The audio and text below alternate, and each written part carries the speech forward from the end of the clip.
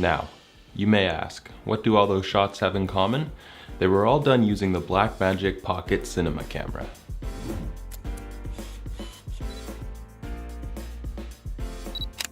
Hey guys, how's it going? David here again, and thanks for coming back for another video. Today I have a review on my current camera rig here. It's the Blackmagic Pocket Cinema camera. This has been my rig for like the past 3 years now, so it's really been a while. I wanted to just commemorate, the time I have used it, my creative decision in buying it originally, and then also why I decided to, have this full setup and how it's benefited me as well. So let's get right into that. So I'm sure the first thing you'll notice about this rig is the matte box on the front here. This guy ran me about $150 or so, which was actually very affordable. A lot of its successors were like $200, $300, $400 and up. Matte boxes can really range in price, some being over $1,000. So of course this one serves the same purpose as a lot of those more expensive ones with a couple drawbacks, but the main reason I did purchase it is it holds the ND filters, as you can see here, right? So essentially this whole setup allows me to switch out lenses quickly and easily, not having to actually put on any new filter rings for the NDs. So that was very indispensable for me, at least in the way I like to shoot. I love to use prime lenses, so I'm always switching them out and whatnot, and I'm getting that sharp look with them too. So the matte box allowed me to do that really easily, and of course it does swivel right out. Does swivel out like that to make it even simpler. So that's gonna be the first piece of gear. Next I'll show you the follow focus I have on the side here. This is, pretty much as it sounds, it's for focusing. So it's on a gear system with the lens here. You turn that and then it just allows you to get really easy focus. And if you have a marker of some kind, just make sure it's not a permanent one like this, but I'll show you quickly here. For example, you can put a point where you want to start the shot, have it there, and say I want to rack focus to someone, who's also in the shot. I'll put another point, right? We'll go right there, right? So it allows me to get that interchangeable focus very easily, and it's been really effective for me. Let me get rid of that really quick here.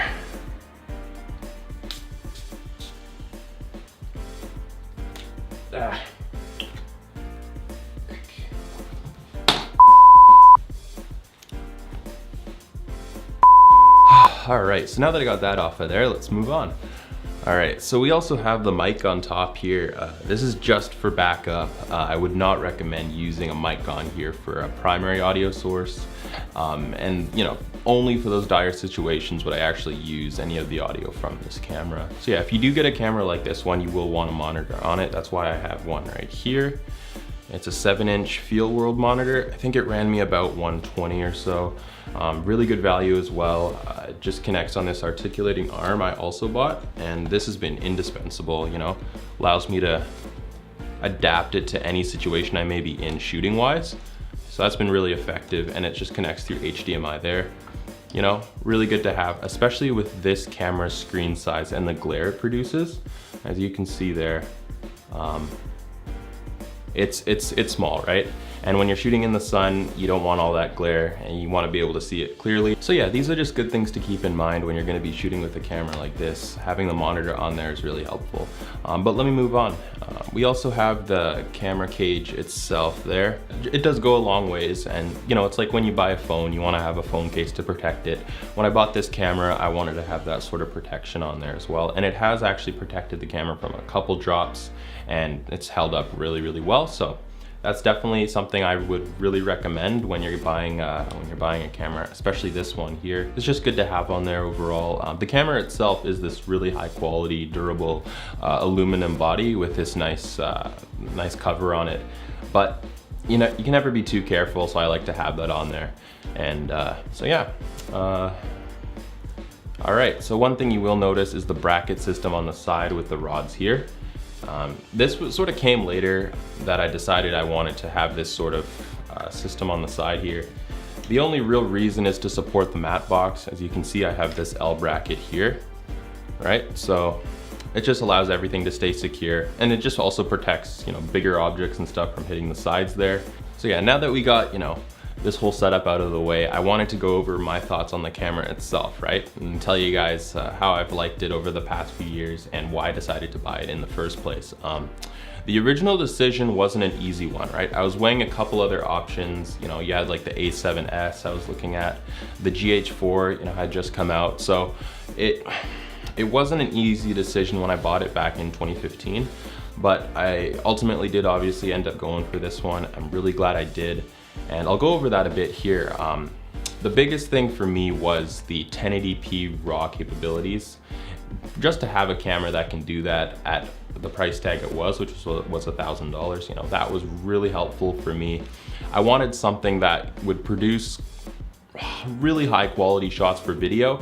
I wasn't concerned with the photo side so much, but for video I wanted something that could compete with, you know, the much higher end sort of cameras and produce some cinema or movie-like quality shots, you know, film or cinematic, right?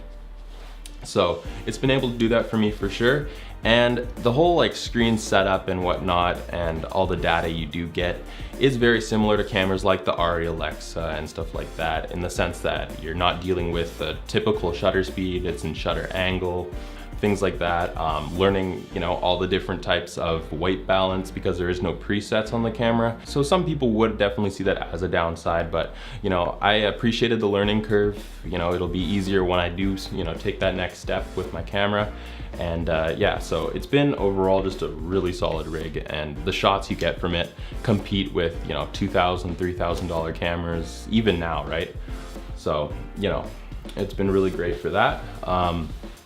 One of the big downsides was the battery life, right? Now, some people have devised a system where, you know, you just plug in this big battery that sits on the back here into the actual, you know, power, little power slot there on the side, if you can see. It's pretty small, but you do get a few hours from doing that. My decision was just to have a whole bunch of small batteries on hand, and that's been able to work for me. I actually shot a short film with this camera that you will be able to see this December 10th, so keep an eye out for that. But that's been a big, maybe hassle in some sense, but something I have been able to overcome, and I guess you could say I'm used to now. What else? It doesn't shoot the best low light, but like I said, the quality from the shots you get from this camera, it hasn't really bothered me, to be honest. I just shoot with fast lenses and whatnot, and I have my settings calibrated correctly, you know, for getting the best shots I can at night. So bit of a downside, but not a big one. So one other point I did want to mention about this camera, which I think made it more controversial than some of the other points I mentioned, is the sensor itself. You have a 16mm micro four thirds sensor on there, and although it's effective in some sense if you're going for that more film look, especially the certain quality of the grain, one of the big issues with it is the crop factor. It being at 2.88, you're really having to buy wider lenses, and not just a little bit, but quite a bit, just to be able to get the same sort of shots or same field of view in your shots as before, but sacrificing depth of field in the process. So that's definitely been a bit of a workaround. Of course, I have adapted to that, but for people that already have micro four thirds lenses, I think that was a big reason that disqualified them from actually buying this camera, is the crop sensor. But I've been able to make it work, so it hasn't been too much of an issue. But for other people, that's been an issue. So I believe I've covered everything I've wanted to. Lastly, I do want to mention that I'm actually selling this camera rig currently.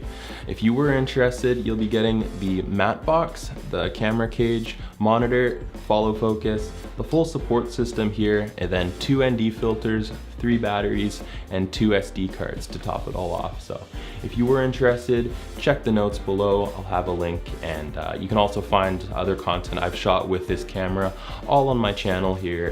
Definitely check that out. But yeah, thanks so much for watching, you guys, and take care.